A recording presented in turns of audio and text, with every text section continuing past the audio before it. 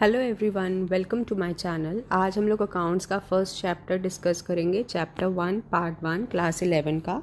तो उसमें हम लोग क्या क्या डिस्कस करने वाले हैं। सबसे पहले मीनिंग हो गया, कैरेक्टरिस्टिक्स, क्वालिटेटिव कैरेक्टरिस्टिक्स और यूजेस ऑफ अकाउंटिंग इन्फॉर्मेशन के बारे में हम लोग डिस्कस करेंगे। ठीक है, चलिए स्टार्ट करते हैं। सबसे पहले बात करते हैं अकाउंटिंग की मीनिंग की, कि अकाउंट्स का मीनिंग क्या है। क्या मीनिंग है इसका? Accounting is the art of identifying, measuring, recording, classifying and summarising in a significant manner and in terms of money transactions and events which are of financial character. ठीक है, इसका क्या मतलब होता है कि जो भी हमारी बिजनेस की ट्रांजैक्शंस होती हैं, डे टू डे ट्रांजैक्शंस, हम लोग पहले उन्हें आइडेंटिफाई करते हैं, मतलब कि देखते हैं कि कौन कौन सी ट्रांजैक्शंस हो रही हैं। फिर उन ट्रांजैक्शंस को हम लोग क्या करते हैं, मेजर करते हैं। मेजर करते हैं कैसे? मनी टर्म्स में। सबसे ज़्यादा इम्पॉर्टेंट अकाउंटिंग में यही है कि जो भी ट्रांजैक्शंस हो रही हैं हम उन्हें मनी टर्म्स में मेजर करते हैं। मतलब कि जो भी ट्रांजैक्शन हुई, जैसे कि sale and purchase of goods and services हुआ, उसका क्या प्राइस है, उसकी मॉनेटरी वैल्यू क्या है, हम लोग ये पता करते हैं। ठीक है, हम लोग वही ट्रांजैक्शंस आइडेंटिफाई करते हैं जो कि मॉनेटरी मनी टर्म्स में होती हैं, उनकी मॉनेटरी वैल्यू को हम लोग रिकॉर्ड कर पाएँ। फिर रिकॉर्डिंग दोज ट्रांजैक्शंस का मतलब क्या हुआ कि जो भी हमारी ट्रांजैक्शंस हो रही हैं बिजनेस की, उन्हें हम बुक्स ऑफ अकाउंट्स में रिकॉर्ड करते हैं।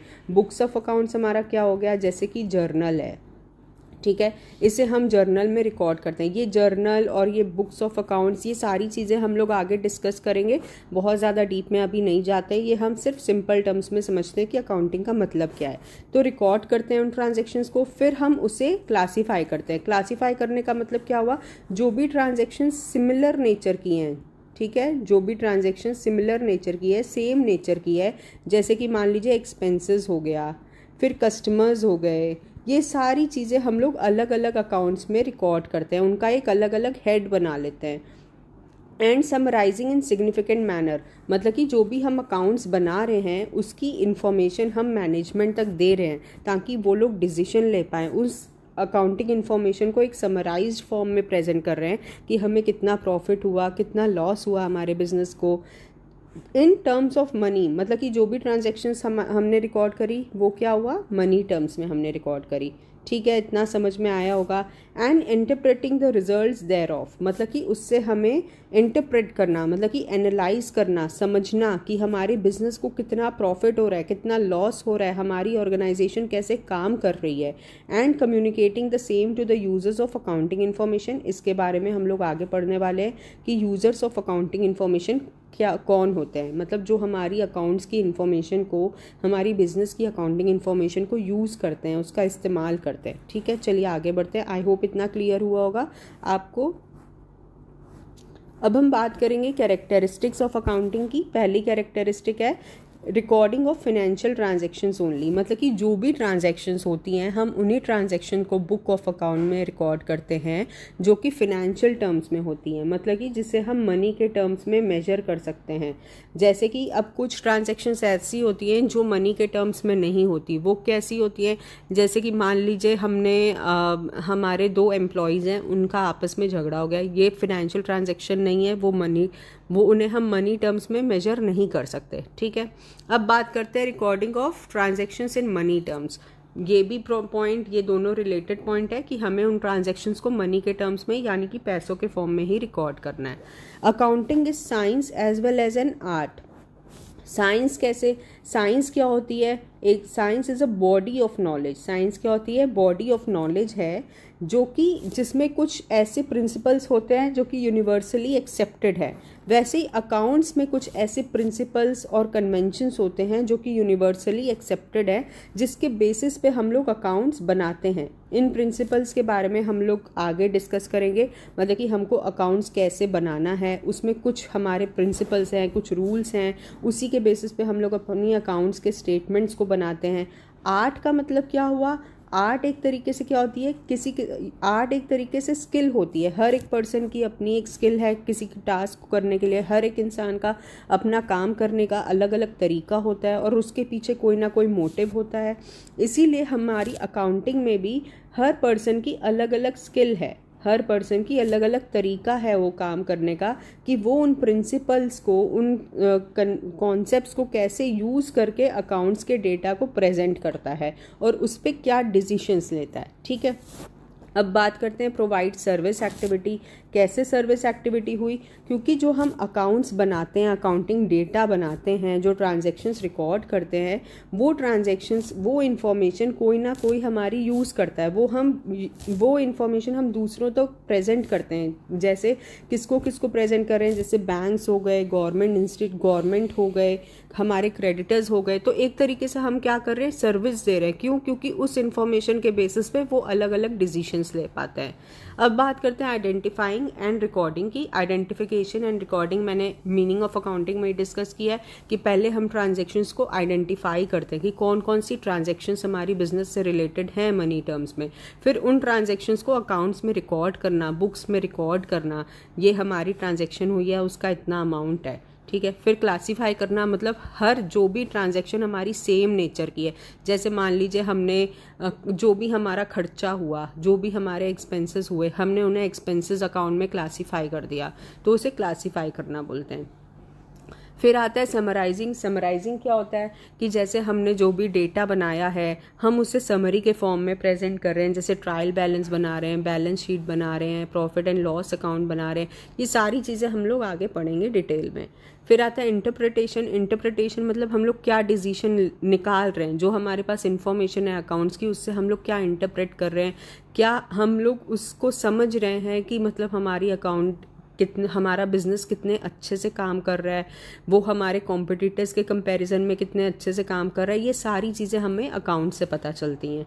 फिर कम्युनिकेशन, मतलब जो हमारी हमने जो भी अकाउंट्स बनाए वो उस इंफॉर्मेशन को यूज़र्स तक पहुंचाना। यूज़र्स कौन हो गए? जैसे कि सप्लायर्स हो गए, क्रेडिटर्स हो गए, बैंकर्स हो गए, बैंक्स हैं, गवर्नमेंट्स हैं, इन तक उस इंफॉर्मेशन को पहुंचाना। कम्युनिकेशन कैसे? अकाउंट्स के थ्रू। अकाउंट्स कैसे हम लोग कम्युनिकेट कर रहे हैं? Because accounts is the language of business. Accounts को क्या बोला जाता है? एक तरीके से accounts is the language of business. I hope इतना क्लियर हुआ होगा आपको। ये सारी कैरेक्टरिस्टिक्स थी इसकी। अब हम लोग आगे बढ़ते हैं। अब हम लोग क्वालिटेटिव कैरेक्टरिस्टिक्स की बात करेंगे। ये सिर्फ 4 क्वालिटेटिव कैरेक्टरिस्टिक्स होती है, इसे हम लोग 1 बाय 1 डिस्कस करते हैं। First is reliability, relevance, understandability and comparability.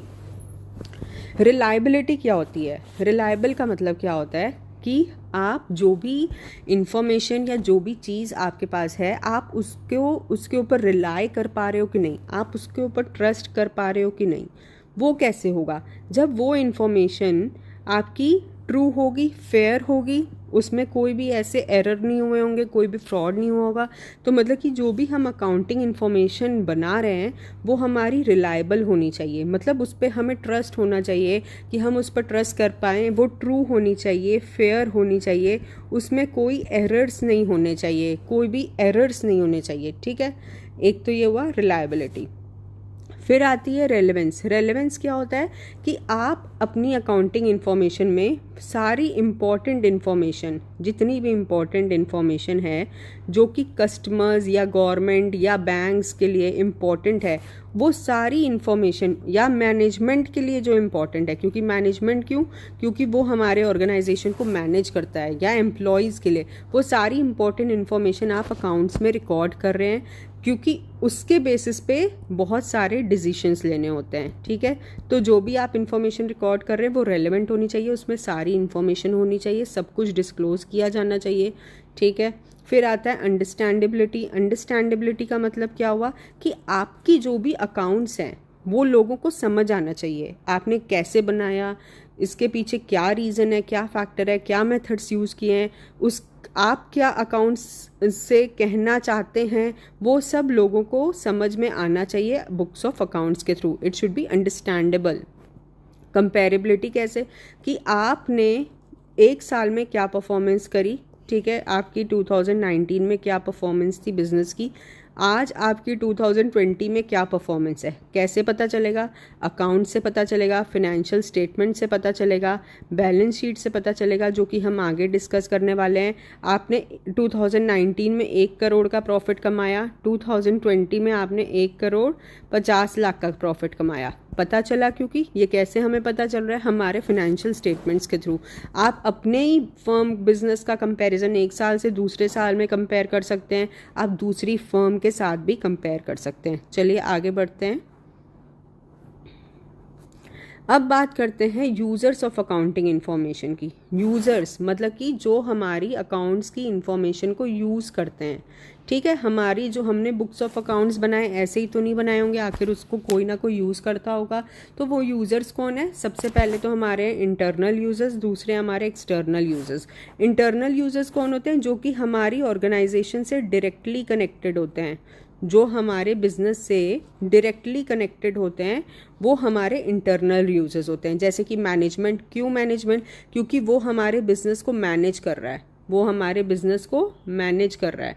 उसे क्यों चाहिए हमारी अकाउंटिंग इन्फॉर्मेशन? क्योंकि उसके बेसिस पे वो बहुत सारे डिसीजंस लेना है कि हमें कितना प्रोडक्शन करना है, कितनी सेल्स करनी है, हमारे क्या टारगेट होना चाहिए, ये सारे डिसीजंस हमारा मैनेजमेंट करता है। दूसरा आते हैं शेयर होल्डर्स या प्रोप्राइटर्स। ये कौन होते हैं? जो कि हमारे जिनकी कैपिटल, जिन्होंने अपनी कैपिटल को बिजनेस में इन्वेस्ट किया होता है, ये लोग अपनी कैपिटल को इन्वेस्ट करते हैं। तो इनके लिए क्यों इम्पोर्टेंट है अकाउंटिंग इन्फॉर्मेशन? क्योंकि अकाउंटिंग इन्फॉर्मेशन से उन्हें ये पता चलता है हमारी बिजनेस की परफॉर्मेंस कितनी है, उन्होंने जो कैपिटल लगाई उनसे उनको क्या रिटर्न मिलने वाला है, उस कैपिटल पे उसको क्या रिटर्न मिल रहा है, उसे क्या प्रॉफिट मिल रहा है, बिजनेस की क्या ग्रोथ हो रही है। इसीलिए वो लोग इंटरेस्टेड होते हैं उसमें। फिर एम्प्लॉयज़ क्यों इंटरेस्टेड होते हैं अकाउंटिंग इन्फॉर्मेशन में? एम्प्लॉयज़ को क्योंकि वहाँ से सैलरी मिलती है, वेजेस मिलते हैं, उनके ग्रोथ प्रॉस्पेक्ट्स होते हैं उस ऑर्गेनाइजेशन से। अगर ऑर्गेनाइजेशन अच्छी है तो एम्प्लॉयज़ को सैलरी भी अच्छी मिलेगी, उनको ग्रो करने के चांसेस मिलेंगे, इसीलिए वो अकाउंटिंग इन्फॉर्मेशन में इंटरेस्टेड होते हैं। अब आते हैं एक्सटर्नल यूजर्स। एक्सटर्नल यूजर्स कौन होते हैं? जो कि इनडायरेक्टली कनेक्टेड हैं। इनका डायरेक्ट कनेक्शन हमारे बिजनेस से नहीं है, but they are indirectly connected to our business. वो कौन कौन से होते हैं? Potential investors. इन्वेस्टर्स कौन होते हैं? जो आपके बिजनेस में या आपकी कंपनी में पैसा लगाते हैं। Those who invest money in your business, those who invest their money in your company.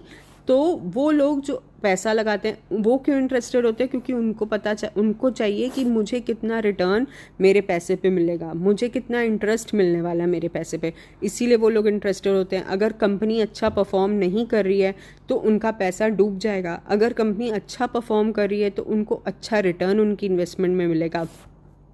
फिर आते हैं बैंकर्स एंड फाइनेंशियल इंस्टीट्यूशंस। ये वो लोग हैं जो कि कंपनी को पैसा प्रोवाइड करते हैं, क्रेडिट देते हैं।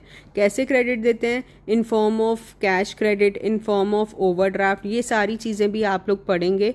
तो उनको बैंक से पैसा मिल रहा है, क्योंकि कोई भी बिजनेस इतना कैपेबल नहीं होता कि वो अपनी ही पैसे से अपने पूरे बिजनेस को फाइनेंस कर ले। उसको बैंक्स के पास, फाइनेंशियल इंस्टीट्यूशंस के पास, क्रेडिटर्स के पास जाना ही पड़ता है अपने बिजनेस को फाइनेंस करने के लिए।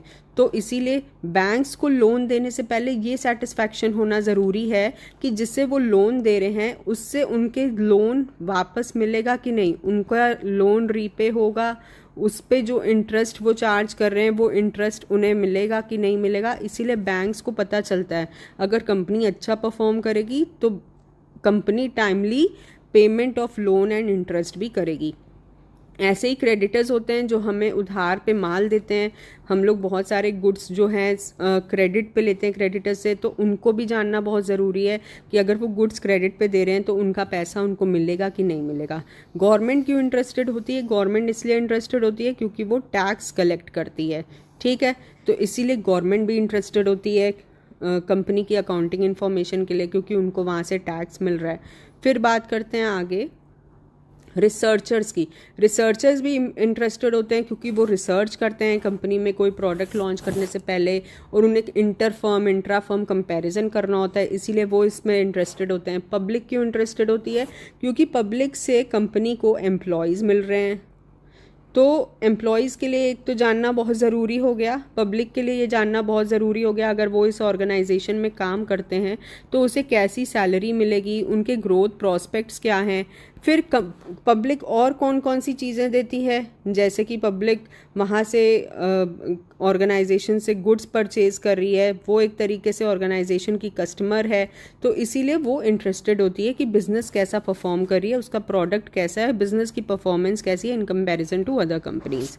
तो चलिए आज के लिए इतना ही। आई होप आपको मेरा ये लेक्चर अच्छा लगा होगा।